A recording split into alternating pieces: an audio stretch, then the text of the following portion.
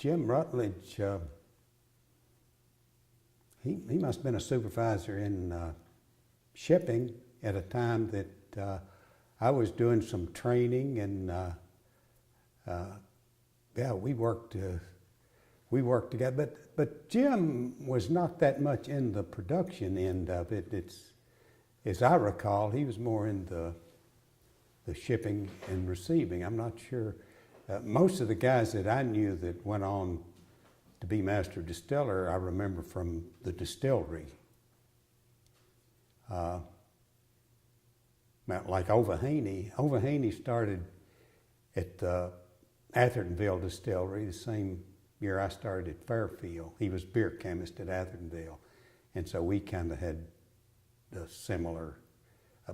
Bill Friel, another Hall of Famer, he either followed me at McKenna, or if it was a year later, I had to train him at the McKenna Distillery because the previous guy was in an auto accident or something and couldn't train him.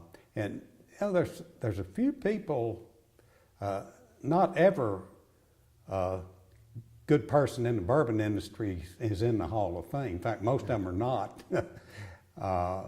And you know, I'm thinking about Dave Sherrick, who was such a big factor out when Brown-Forman started that LeBreau Graham distillery back up. I mean, he lived there as manager with his wife Della.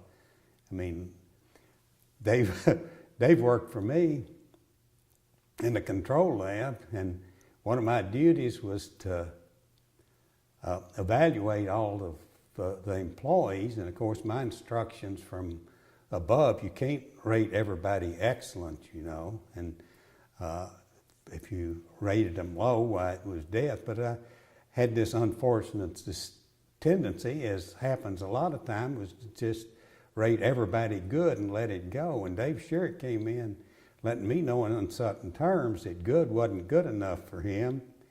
And the way it turned out, I'm thinking maybe Dave was right.